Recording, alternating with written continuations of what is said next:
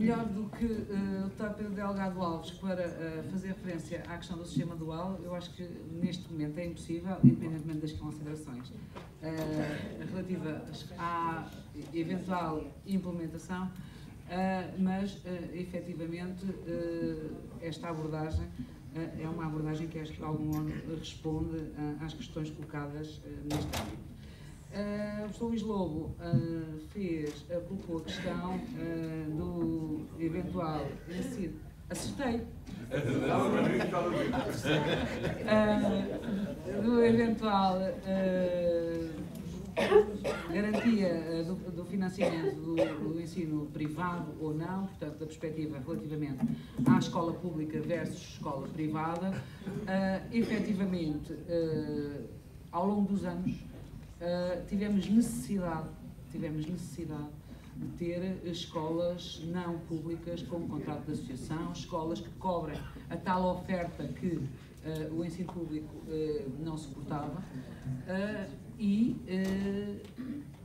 há experiências, há qualidade que não podemos descurar. Obviamente, quando o ensino público cobre as necessidades da população, fará sentido reequacionar ou equacionar algumas coisas. Agora, não posso, por princípio, e tendo em atenção aquilo que é a nossa realidade, rejeitar à partida a escola privada e aquilo que é o financiamento que tem sido feito, nomeadamente a contratualização de algumas turmas no âmbito do ensino privado, sendo que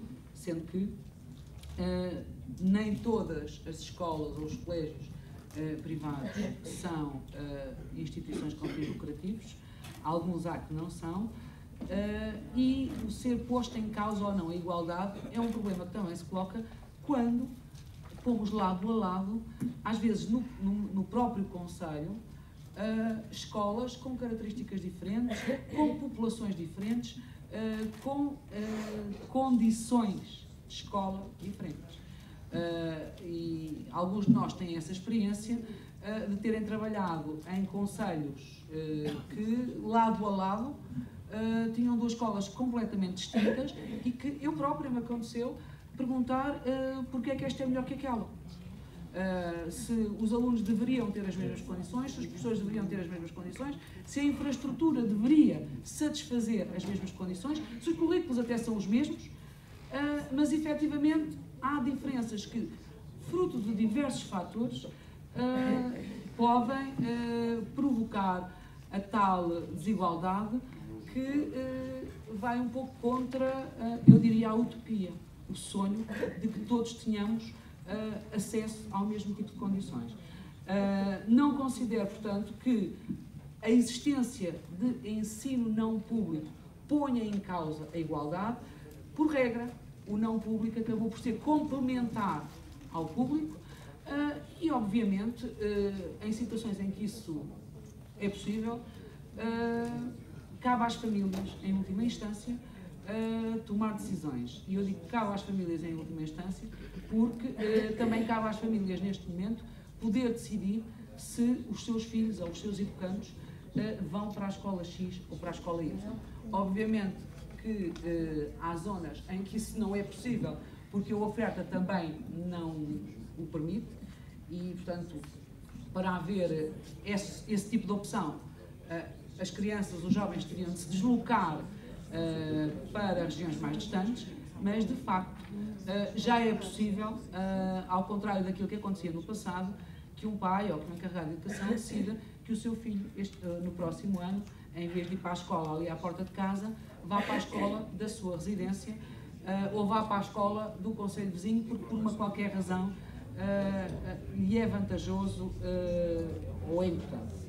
Depois, relativamente à gratuitidade, ao princípio constitucional da gratuitidade ou da tendência para a gratuitidade da educação, é assim, no momento atual, eu tenho muita dificuldade em dizer aquilo, ou contra aquilo que é uma realidade. O ideal seria que eu pudesse dizer, sim senhora, tudo tem de ser gratuito, mas era mentira. eu estava a assumir uma postura de alguém que tem consciência de que no momento atual isso não seria possível. E digo isto também com a preocupação e a consciência de que quando cada português paga os seus impostos, supostamente ele já contribui para aquilo que seriam os custos da educação, para aquilo que são os custos da saúde, para aquilo que são os custos da segurança social. Só que, infelizmente, não chega. E, portanto, há necessidade, sob pena de sufocar as instituições, de haver este tipo de coparticipação. Não vou afirmar uma coisa que seria muito bom, seria muito simpático da minha parte, vir aqui dizer que sim senhora, tem de ser tudo não pago, porque pago ele já é naturalmente fruto da contribuição de cada um de nós, mas efetivamente no momento atual nós não podemos assumir uma libertação de custos, por exemplo, das propinas, que seria o sonho, mas que eu acredito que um dia vai ser possível, neste momento não me parece possível. Sobre a questão dos despedimentos que foi colocada pelo Sr. Inspetor José Calçada. Há dias, na audição parlamentar do Sr. Ministro da Educação, uma das questões que era colocada era exatamente um problema que surgiu e que está em cima da mesa, e diziam-nos que a questão do alargamento dos quadros de zona pedagógica pode, por exemplo, obviar àquilo que seriam os riscos de um conjunto de professores muito significativo. Se é certo que todos os professores fazem efetivamente falta, porque eles já têm um percurso, uma construção de caminho, também é certo que tem havido algumas dificuldades e tem havido da parte do Governo, e penso que o Sr. Ministro da Educação em especial, uma grande preocupação nesta matéria. E a explicação que me era dada, e portanto, mesmo sobre a questão das alterações dos quadros de zona pedagógica, passava muito por aí, que é a possibilidade daqueles que estão em maiores dificuldades se moverem nos quadros de zona pedagógica vai obviar a dispensa dos docentes. Porque, efetivamente, um quadro mais alargado cria também as dificuldades de haver algumas pessoas que, no âmbito desse quadro, terão maiores deslocações. Não tenho dúvida, e preocupou logo a priori, porque todos nós temos a noção do que é fazer 20 km ou 100 km, as diferenças. E isto para vos dizer o quê? Não é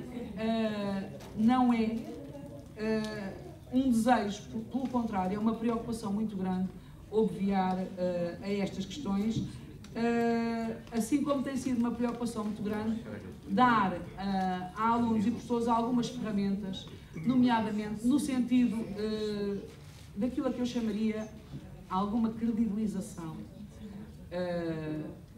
alguma devolução de respeitabilidade aos professores e à escola pública. Durante alguns anos nós fomos confrontados com um ataque desmedido aos professores e à escola pública, nomeadamente... Agora não. Houve uma preocupação muito grande, nomeadamente com a definição do Estatuto do Aluno e da Ética Escolar, de devolver alguns mecanismos às escolas e aos professores, de responsabilizar as famílias, de dar aos professores um bocadinho mais de não é dar, é permitir que seja assumida respeitabilidade aos professores, porque de facto, em muito, todos nós fomos agredidos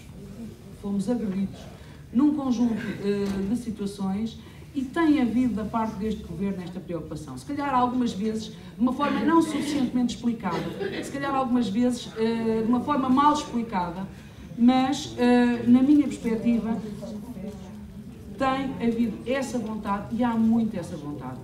O professor tem de voltar a ser o professor respeitado, considerado, porque de facto Não há escolas sem alunos, mas também não há escolas sem professores. E sem professores a quem os alunos e as famílias respeitem e considerem, não há escola de maneira nenhuma, porque deixamos de conseguir trabalhar. Estava a acontecer muito isso, tem havido a preocupação de algumas iniciativas, nomeadamente na questão do Estatuto do Aluno, de ajudar a melhorar isso, e penso que é um caminho que este Governo vai continuar a trilhar. Depois, já foi referida a questão das propinas e há pouco dizia a senhora deputada, ou ex-deputada, Carolina Pereira, que o Estado de Direito não pode existir com as políticas da Troika. Ou não é possível defender o Estado de Direito com as políticas da Troika. Eu gostaria de saber como é que nós estaríamos a viver no momento atual se não tivesse havido Troika. Não lhe consigo responder como seria neste momento. Não lhe conseguiria responder, não lhe consigo explicar.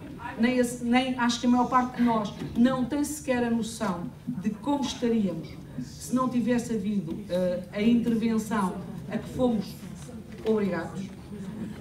Não é a inocência da minha parte, é a preocupação de que gostaria muito de viver o meu país com a independência financeira, a autonomia e a capacidade de viver e dirigir o país por si só e com os seus apenas. Infelizmente, neste momento, nós ainda não conseguimos isso. Espero, a breve prazo, que tenhamos essa arma nas nossas mãos. Obrigada.